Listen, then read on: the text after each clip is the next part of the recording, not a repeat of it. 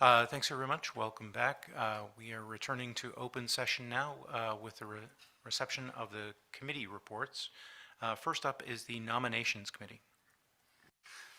This is Barry Leba, Chair of the Nominations Committee. We have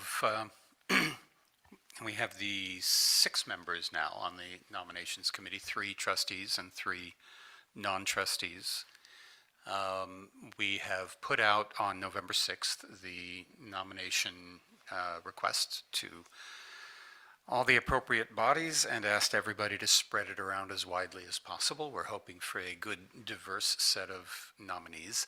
Our goal is to make the nominee pool as diverse as we possibly can, so that the various bodies have choices. We're looking for one trustee elected by the chapters, 1 trustee elected by the organizations, and 2 appointed by the IAB, by the IETF through the IAB. The nomination period closes, I think, the middle of December, and we have the timeline set up. And I think that's really all we need to say. Is there anything else? Are there any questions to the committee? Thank you. Thank you. Elections. I could say something. Okay, go ahead. The fundraising team very much appreciated, and I don't know whether this should go to the nominations or the elections committee, but very much appreciated the notes in the solicitation for some skills that they had previously observed to be absent. So that was something that the staff asked me to pass along. Ilona? On behalf of the Governance Committee from Charles, also passing the thanks to the Nominations Committee for accepting the job description that the Governance Committee worked so hard on putting together, and the memo with the skills that I think Andrew is referring to as well. Yeah, and I suppose I should have added that thanks to the Governance Committee for doing that work. Victor? Yes, for the Elections Committee, we don't have a formal report for this meeting. Most of our work will get going in the new year.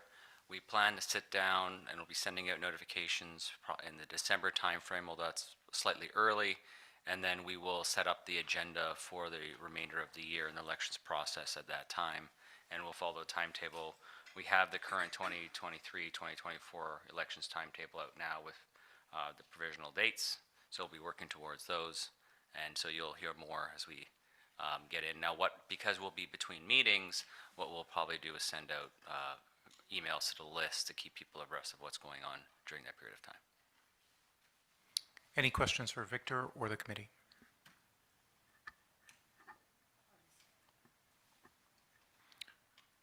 Okay, next up is the Audit Committee. Luis.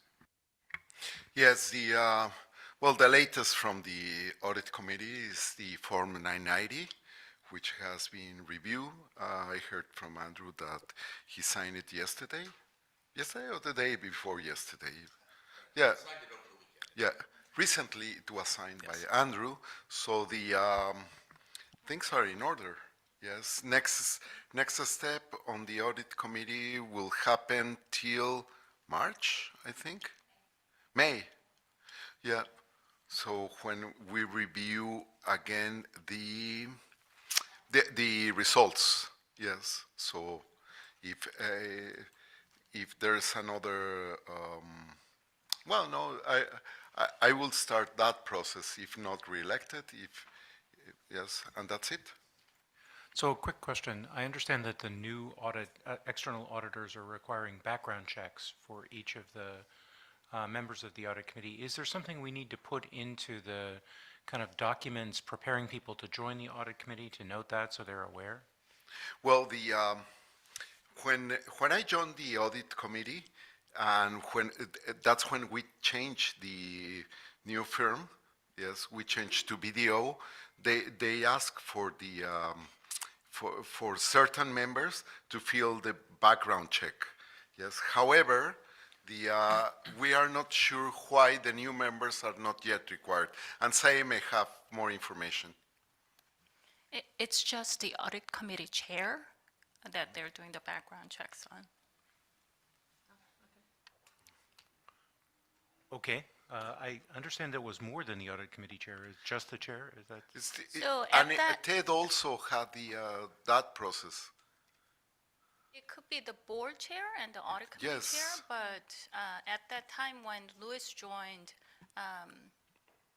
we were sure that he was going to be the next chair of the audit committee. So I think that's why we did both the chair, then audit committee chair, see. and Louis at the same time, but it's supposed to be just audit committee chair. I see. So it looked like it was greater than that because you did 2 years chair in one go. And they did ask for the same information from me.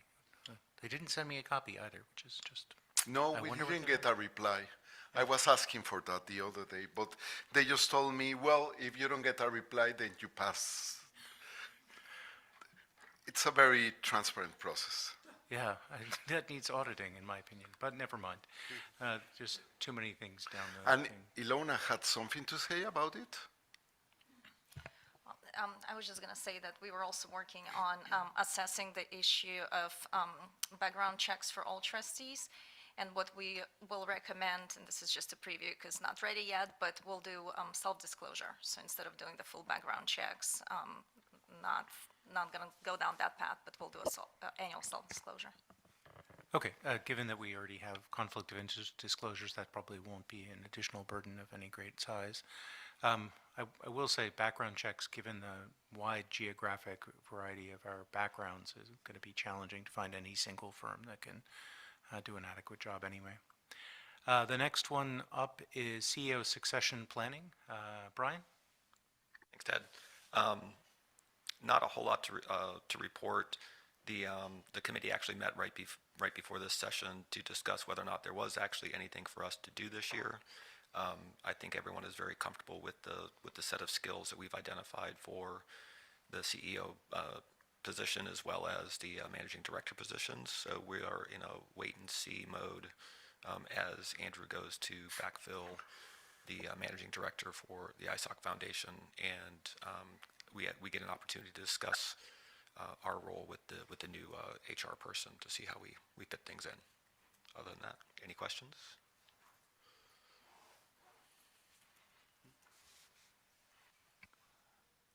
Okay, the next up is the Compensation Committee. The Compensation Committee has not met since September and probably will meet in the early part of the next calendar year to review the variable compensation associated with the executives which fall under its purview. So if there are any questions about that, I'm happy to answer them, but there's, at this point, nothing to report. Seeing none, PR nominations, Luis. Yes, we have been exchanging information with the PIR, and essentially they agree on the steps that it's part of the charter of the PIR nominations. We're just fine-tuning the dates where the launching meeting will happen. That will happen either the first week of December or the second one, towards an election that will happen mid-June. Yes, so there are 2 dates to be set, the starting and the ending, and that's entirely on their part of the field, and we are just waiting for them. Yes, essentially, we are providing them with our technical knowledge on the issue.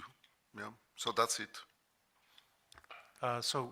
Just to reflect back on previous years, Ilona, I believe we were going to update the information being provided to the candidates to ensure that, once again, they knew that there was a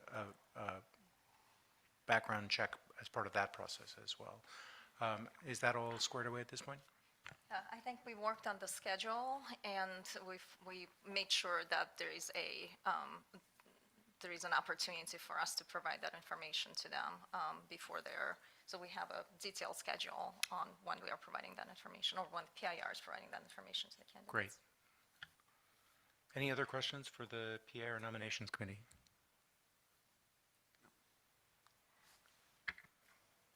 Okay. As a reminder, the Finance Committee has already provided its reports in the context of comments on the proposed budget.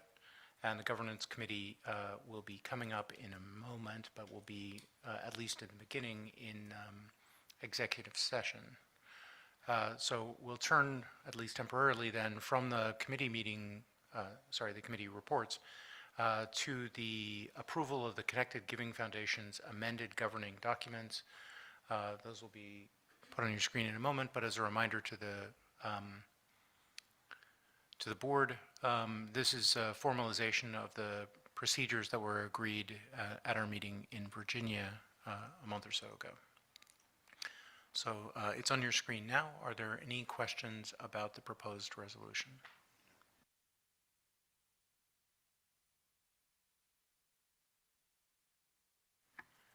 Any discussion?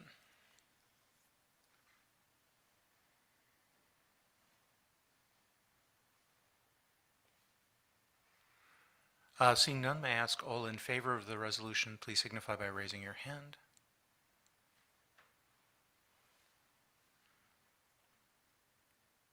Any opposed? Any abstain? The resolution passes. Thank you very much for your attention to this matter. The next thing that we will take on will occur during an executive session. So we will pause the recording now.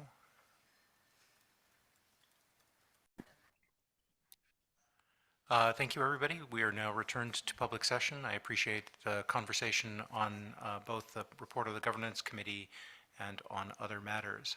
Specifically for the Governance Committee, there is now a resolution to be presented to the board. The resolution reads, approve of board engagement and effectiveness measures. Resolved that the Internet Society Board of Trustees hereby approves the board engagement and effectiveness measures as presented by the Governance Committee. Are there any questions about the resolution? Any commentary? Seeing none, I'll ask all those in favor to raise their hands to signify assent.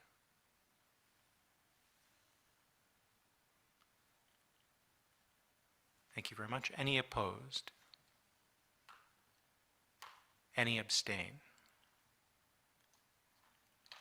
Seeing none, the measure passes. That brings us to the end of what I know of the agenda. Is there any other business for the good of the order?